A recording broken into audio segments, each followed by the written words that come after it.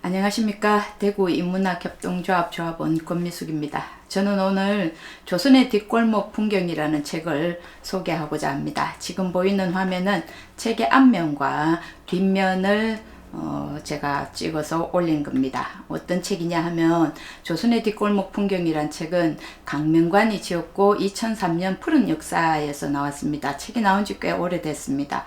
모두 394쪽인데 10개의 이야기로 이루어졌습니다. 그리고 지연이 강명관은 1958년생 부산 출생으로 지금 현재 부산대학교 한문학과 교수로 재직 중입니다. 강명관 교수의 이야기로 하면 왜 이런 책을 쓰게 되었는가, 그래서 현재의 일을 보고 과거 조선시대는 어떠했을까라는 의문에서 이 책은 출발하게 되었습니다. 그래서 본인이 이렇게 얘기했습니다. 왜 내가 이런 작문을 쓰게 되었는가. 학교 다닐 때 어떤 술집에 앉아서 술을 마시다가 조선시대에도 이런 술집이 있었을까? 조선시대의 조직 폭력배들은 어떠했을까? 그리고 또 현재의 성매매에 관한 뉴스를 보면서 조선시대의 남녀의 성의식과 성적 행동은 어땠을까? 그들은 어떤 연애 방법을 썼을까? 따위의 이런 것들이 굉장히 궁금해졌다고 합니다. 그래서 자꾸 이러한 시시한 이야기들을 통해서 우리가 역사를 이해할 수 있지 않을까라는 생각에서 이 책이 출발되었다고 합니다. 그리고 또 이러한 사소한 코드들이 거대한 이야기에 가려진 또 다른 역사를 이해하는데 중요한 수단이 될 수도 있다고 생각해서 이 책을 쓰게 되었는데, 이건 목차를 한번 보면은 목차도 재밌는 제목들이 많습니다. 그래서 10개의 이야기인데, 수만 백성을 살린 이름 없는 명의들, 그 다음 두 번째로는 모이면 도적이 되고 흩어지면 백성이 된다. 그래서 하나하나로 하면 도둑이라고 할 수 있지만 이 사람들이 모이면 군도가 되고 또 그들이 이제 살기가 괜찮아서 흩어지면 백성이 된다는 거죠. 세 번째는 투전 노름에 날새는 줄 몰랐다. 그 다음에 네 번째로 마셨다 하면 취하고 취했다 하면 술주정을 한다. 그래서 조선시대 때 금주령과 술집에 관한 이야기를 여기에서는 적고 있습니다.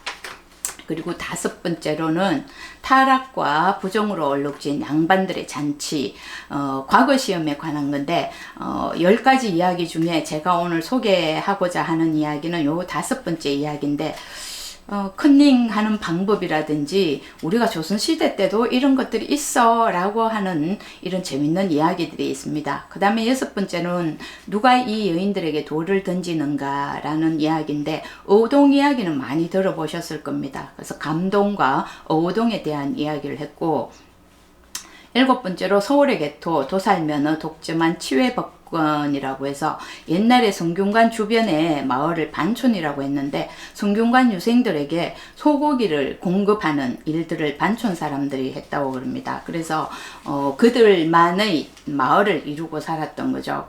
살았는데 거기에는 아무도 함부로 들어갈 수도 없고 또 법적인 이런 것도 어느 정도 무시될 수 있었던 그런 지역이라고 합니다. 그래서 서울의 개토, 도살면허, 독점한 치외법권이라고 해서 일곱 번째 이야기는 소고기와 관련된 이야기입니다. 그 다음에 여덟 번째는 조용한 아침의 나라를 뒤흔든 무렵애들, 아홉 번째는 조선 후기 유행을 주도한 오렌지족, 그 다음에 열 번째로는 언요강의 소변 보고 최엄제 추나 가득하니, 그래서 이것은 탕자에 대한 이야기입니다. 그 다음에 이제 뒤로 가서 타락과 부정으로 얼룩진 양반들의 잔치, 과거 시험에 관한 것입니다.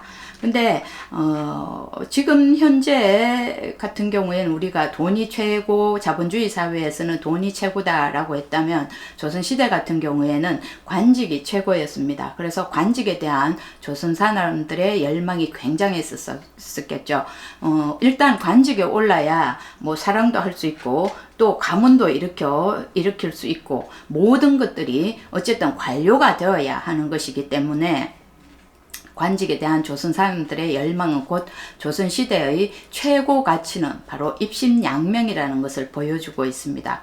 그러니까 밖으로 드러나는 부분에 있어서는 과거 시험의 자격은 천민을 제외한 양반이면 누구에게나 다 기회가 있다고 그렇게 공표는 하고 있습니다. 그러나 그것은 오직 양반들에게만 열린 것입니다. 그리고 또 우리나라 옛날에 과거 조선시대 과거는 소과와 대과가 있었는데 제일 중요한 대과에 합격을 해야 그나마도 정승이나 판서까지 내다볼 수 있었는데 대과는 국가의 정식 관료를 3년에 한 번 정도 치는데 겨우 33명만 뽑는다고 했습니다. 그러니까 경쟁률이 어마어마하겠죠. 그래서 과거를 본다라는 것은 결국 이 대과 시험을 보는다고 얘기할 수 있습니다. 그래서 사정이 이렇다 보니까 어쨌든 수단과 방법을 가리지 말고 일단 합격하고 보자 라는 생각을 많이 하게 된 것입니다. 그래서 할 수 있는 온갖 방법의 커닝이라든지 부정이 있을 수밖에 없었습니다. 그래서 그 중에 가장 흔한 게 예상 답안지를 미리 만들어가는 것. 이거는 우리 학교 다닐 때도 시험 칠 때 보통 그렇게 많이 하죠. 예상 문제 뽑아서 답안지 만들어 보고 그것처럼 예상 답안지를 미리 만들어가는 것. 또 하나로는 시험지를 슬쩍 바꿔치는 것. 그 다음에 채점자와 짜고 후한 점수를 주는 것.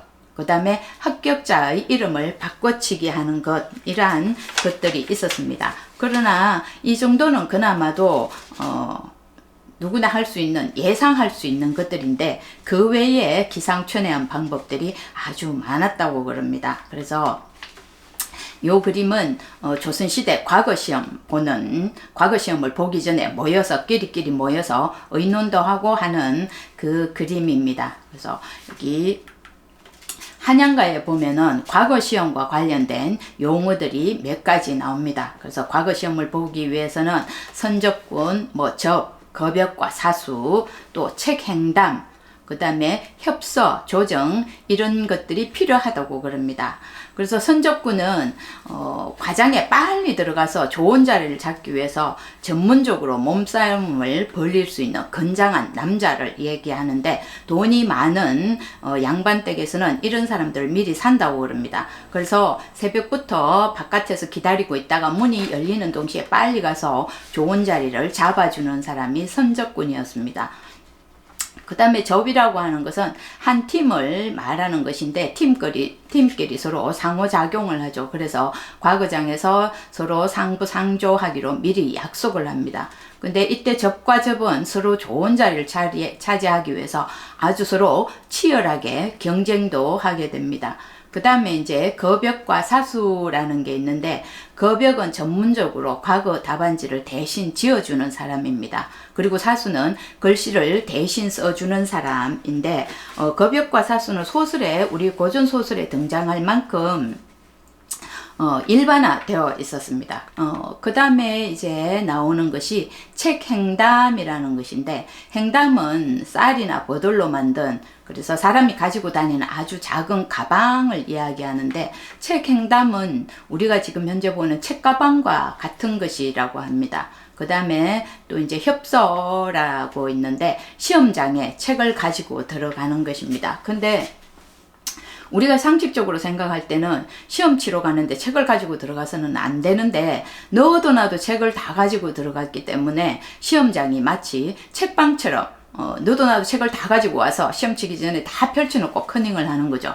그래서 시험장이 책방을 방불케 할 정도로 모든 그런 것들이 책들을 많이 가지고 왔다고 그럽니다. 그 다음에 마지막으로 조정이라는 게 있는데, 조정은 그러니까 3년에 한 번씩 시험을 치고 33명밖에 안 뽑으니까 모두 다 기다렸다가 속과에 합격했다가 이제 대과를 보러 가니까 사람들이 굉장히 시험을 많이 보겠죠. 그러니까 답안지를 써서 내면은 그 답안지가 어느 정도였냐면 산처럼 쌓였다고 합니다. 근데 우리도 채점을 해보면 그렇지만 보다가 보면 너무 많으니까 끝까지 다 보지 못하고 앞부분만 보고 채점을 하게 되는데, 이때 앞부분 그러니까 300명 정도를 열심히 보다가 그 다음부터는 이제 대충 본다는 것이죠. 그래서 이때 이제 시험지를 빨리 내는 사람이 유리하니까 먼 데서 답안지를 던져주는 사람, 혹은 시험지를 빨리 나가서 받아서 빨리 나가서 내어주는 사람,